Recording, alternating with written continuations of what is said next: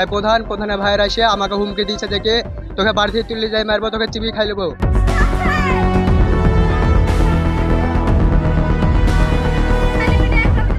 মুর্শিদাবাদ জেলার সাগরপাড়া থানা এলাকার খয়রামারি হাই স্কুলে ভর্তির অতিরিক্ত ফি আদায় ও ছাত্রছাত্রীদের মারধরের ঘটনায় সোমবার চরম উত্তেজনা ছড়ায়। স্কুল পড়ুয়াদের অভিযোগ, স্কুলে ভর্তির সময় 300 টাকার পরিবর্তে 400 টাকা ফি দাবি করা হয়।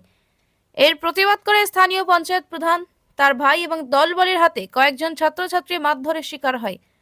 এই ঘটনার প্রতিবাদে ছাত্রছাত্রীরা সকাল থেকে বিক্ষোভ শুরু করে। তারা গ্রামের রাস্তা এবং ধনিরামপুর ব্রহ্মকল রাজ্য সড়কে টায়ার জ্বালিয়ে অবরোধ করে রাখে।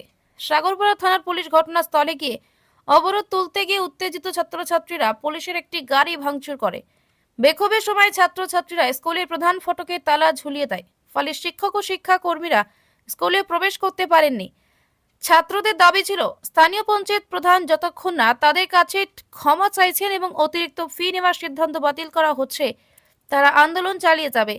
ছাত্ররা অভিযোগ করেছে, শুক্রবার এক বৈঠকে ঠিক হয়েছিল যে ফি 300 টাকা হবে, কিন্তু হঠাৎ করেই তা বেড়ে 400 টাকা করা হয়। এই ফি নিয়ে প্রশ্ন তুলতেই পঞ্চায়েত প্রধানের ভাই তাদের মারধর করেন এবং প্রধান নিজে গালমন্দ করেন। পরিস্থিতি নিয়ন্ত্রণে আনতে সোমবার দুপুর নাগাদ সাগরপাড়া থানার ভারপ্রাপ্ত আধিকারিক ঘটনাস্থলে পৌঁছন এবং বিক্ষোভরত ছাত্রছাত্রীদের সাথে দীর্ঘ আলোচনা করেন। আলোচনার পর প্রশাসনের পক্ষ থেকে অতিরিক্ত ফি নেওয়ার বিষয়ে তদন্তের আশ্বাস দেওয়া হয়। প্রশাসনের আশ্বাসে ছাত্রছাত্রীরা আন্দোলন সাময়িকভাবে প্রত্যাহার করে। তবে স্কুল পড়ুয়াদের মতে ঘটনার পূর্ণাঙ্গ সমাধান না হলে আবার বিক্ষোভ শুরু হতে পারে। এই ঘটনার জেরে স্কুল এবং স্থানীয় প্রশাসনের প্রতি ছাত্রছাত্রীদের আস্থার অভাব আরও প্রকট হয়েছে। Bureau report, news 4 Bangla. 400 টাকা করে ভর্তি ফি নেওয়ার জন্য আমরা আন্দোলন করছিলাম। তাই প্রধানের ভাইয়েরা এসে আমাকে হুমকি দিয়েছে দেখে তোকে বাড়ি থেকে তুলে যাই মারবো, তোকে চিবিয়ে খাই নেবো, গাড়িতে তুলে যাই মারবো, এসব হুমকি দিচ্ছে, মার্ডারের হুমকি দিচ্ছে প্রধানের ভাই। আমরা আন্দোলন করছি তাই 400 টাকা করে ভর্তি ফির জন্য। হ্যাঁ, আজকে প্রধানে মারিছে, তার লিগে আন্দোলন। প্রধানের ভাইয়েরা মারবে কেন? হ্যাঁ, এটা কি বলে শনিবারে হয়েছে। শনিবারে আমরা আন্দোলন করছিলাম 400 টাকা ভর্তি ফির জন্য। সভাপতি প্রধানদেরকে ডাকে আমাদেরকে মার খাওয়াইছে। হেডমাস্টার কি সভাপতি, দুজনের মধ্যে যে কোনো একজন হবে। প্রধান এসে কোনো কথা নাই, আমি স্কুলে ড্রেস পরেছিলাম, তাও আসি মামাসি তুলে গাল দিয়ে আপনি গায়ে হাত দিয়ে বলছে কি তোকে বাড়ি থেকে তুলে যাই মারবো। কে বলছে? প্রধানের ভাই। আমাদের হাই স্কুলে যে সমস্যা হচ্ছে সেটা গত 3-4 দিনের সমস্যা।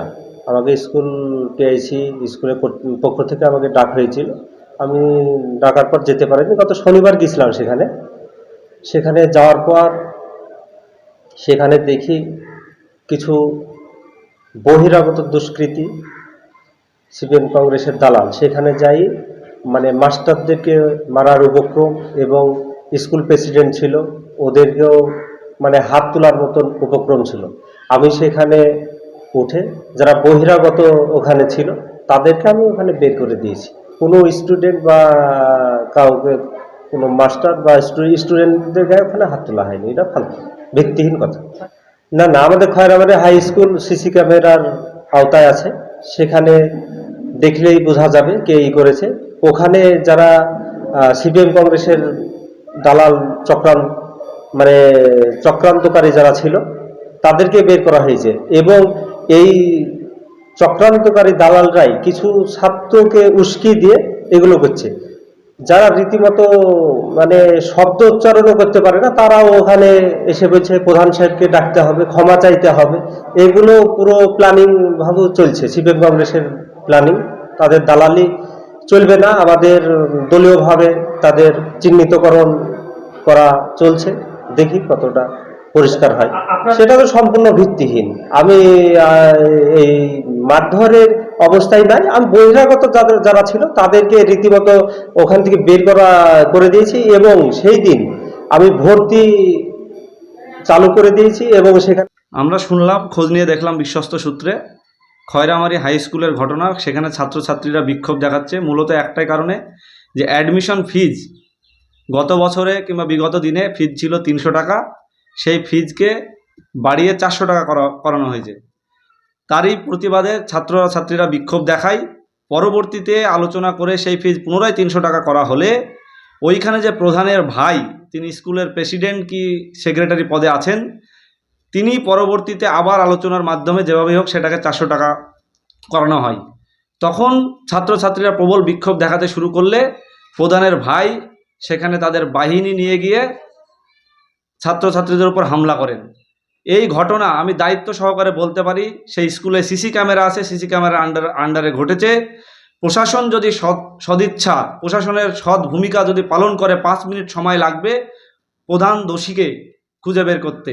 অবিলম্বে আমরা এই যে যিনি প্রধানের ভাই আছেন, স্কুলের প্রেসিডেন্ট বা সেক্রেটারি যিনি আছেন, তার অবিলম্বে রেজিগনেশন দেওয়া উচিত এবং ছাত্রছাত্রীদের সামনে, ছাত্রছাত্রীদের অভিভাবকের সামনে ক্ষমা চাওয়া উচিত।